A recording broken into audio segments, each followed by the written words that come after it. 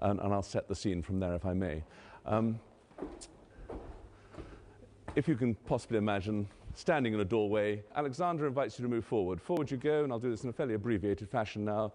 Forward you go towards Gordon, come up alongside, wait. Wait to hear surname. Surname is called. Forward you go, turn, face the Queen. Dip of the head, curtsy as appropriate. For three of you, and just for you three, this stool will be in the way because a page would have brought it out.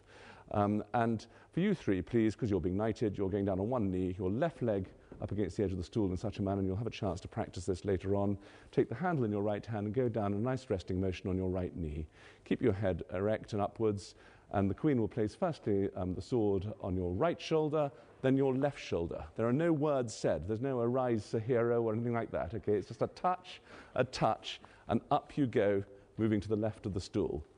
For everybody else, the stool will not be here. You simply come forward to the point that your toes are up against the edge of the dais, as I say, upon which she is standing. Receive your awards, conversation, handshake, reverse. Very easy just to turn at that point, but just try and remember to put 2 or 3 paces in to get back. Dip of the head, curtsy, right turn, out of the door. George IV was a great lover of art and fine decoration, and much of Windsor Castle's present appearance is due to the alterations he instigated in the 1820s with his architect Sir Geoffrey Wyatville. The buildings were refashioned in the Gothic style, with the addition of crenulations, turrets and towers. One of George IV's most remarkable additions was the Waterloo Chamber, which was created to show portraits commissioned from Sir Thomas Lawrence to commemorate the defeat of Napoleon at the Battle of Waterloo in 1815. They represent the monarchs, soldiers and statesmen who were involved in that defeat and its aftermath. They include George III, George IV, and the future William IV, the Duke of Wellington, Field Marshal von Blücher, the Emperors of Austria and Russia, the Kings of Prussia and France, and Pope Pius VII.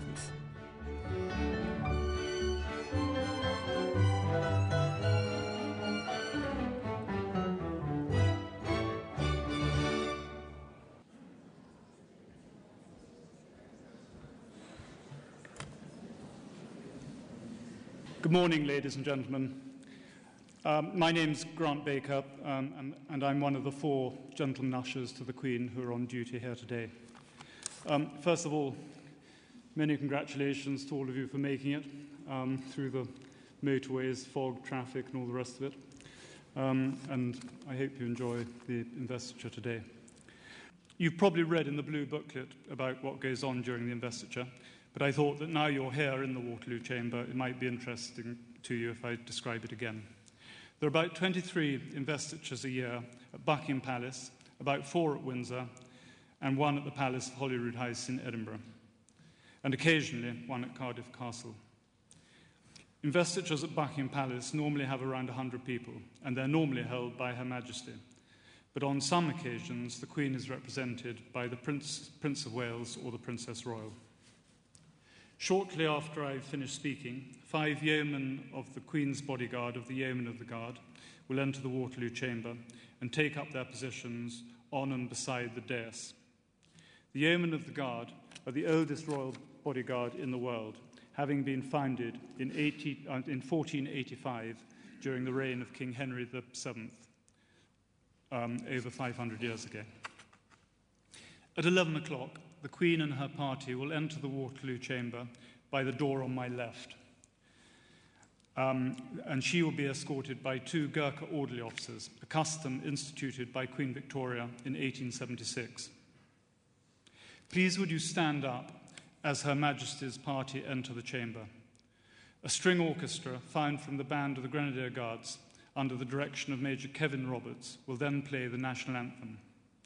Please will you remain standing until Her Majesty asks you to sit down. The investiture then begins. Lord Brookborough, the Lord-in-Waiting, announces the name of each recipient, who will enter through the door on my right, just here. After being invested, recipients leave through the door on my left and then re-enter at the rear of the chamber to take their seats. At the end of the ceremony, the Lord-in-Waiting will come forward and stand in front of Her Majesty. This is the signal for everybody to stand while the orchestra plays the national anthem. After this, Her Majesty will withdraw, and your friends and relations who have been decorated will meet you as you leave through the door. Today there are 88 ladies and gentlemen for investiture, and the ceremony will take about an hour and a quarter. Thank you very much.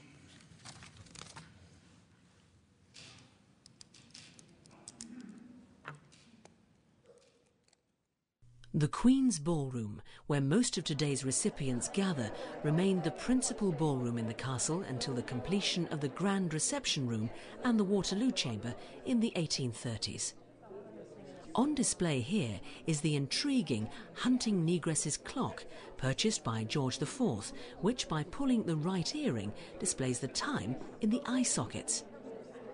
The magnificent glass chandeliers, which fall gracefully from the ceiling, were hung during the reign of Queen Victoria, as were the portraits by Anthony van Dyck, an arrangement that continues to this day.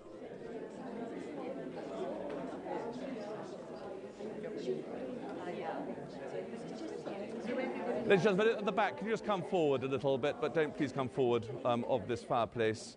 My job to explain what's going on over the next hour or so, just to sort of give you in a very abbreviated form, we're here in the Queen's Ballroom.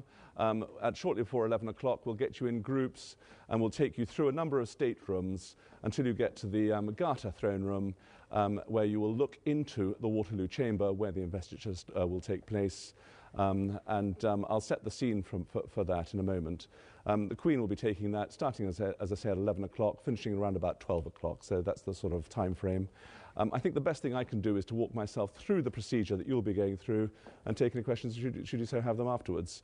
And if I can just sort of set the scene by standing by this picture, I ask you just to pretend that this is a doorway that you'll be standing in. You'll find yourself at the head of a queue, looking into a room, into the Waterloo Chamber, which is a much, much, much greater room than we're standing in at the moment. And just quickly to set the scene, a doorway you're finding yourself in, head of a queue, looking into the Waterloo Chamber. On your right as you look in, 280 or so of your guests seated, looking in your direction. High right above them, an orchestra playing music. Roughly where the bulk of you are standing here, a low dais, 6 inches high, 20 feet broad, centred upon which will be the Queen, members of her household around her, central amongst them the Lord Brookborough, making announcements over a public address system as to who you are, why you're here and what award you're about to receive. Opposite you, and at a greater distance than I'm currently pointing towards those windows, is another doorway, large set of doors that will mark the exit, or it is the exit. Next to you, and central and very important to you at this point, is Alexander Scully, a member of the Lord Chamberlain's office, who will be asking you to move forward at the appropriate moment. Just to reassure you, there's no initiative whatsoever required in any of this until you get beyond Gordon, all right? So whatever, if I'm sounding a bit confusing to you, do not worry. In this doorway, Alexander Scully will ask you to move forward at the appropriate moment, and forward you will go at a greater distance than I'm currently walking at the moment, because it's a larger room, and you come up alongside Gordon here. And you'll stand and wait here, please, exactly in the manner that I am against him at the moment, your shoulder against his chest. Nice and close so he can whisper any words of encouragement, should you so need it. And what you're waiting for here is to hear your surname. Now, this is an important point. Your surname is the trigger for you to move forward independently. If you miss your surname for whatever reason over the public address system, you're going to get a sharp prod, I might say, from... whoops. From Gordon, who nearly collapsed. When you hear your surname, forward you go, 2 or 3 paces it takes to centre yourself upon the Queen, turn and face her. She being about 8 feet in front of you now at this stage. For the gentleman here, please, a neck bow, just in that manner there, nothing extravagant from the waist or anything like that, just a neck bow. And for the ladies, please, a curtsy. And forward you go. Forward you go to the point that your toes are up against the edge of the dais upon which she is standing. Do not, please, climb onto the dais. And when you get here, she will give you your awards. And I see now you've all got hooks placed on your lapels. And in the case of the ladies, a brooch will be placed upon that hook. And in the case of the gentlemen, a medal will be placed upon that hook. And during the course of that giving, there will be a conversation, a two-way conversation between yourself and the monarch. It comes to an end when she offers you her hand. Take it, shake it, remember to let it go, and go back 2 or 3 paces, please. Do not turn immediately there. It's very easy to do that. Back 2 or 3 paces, Neck bow from the gentleman. Cuts.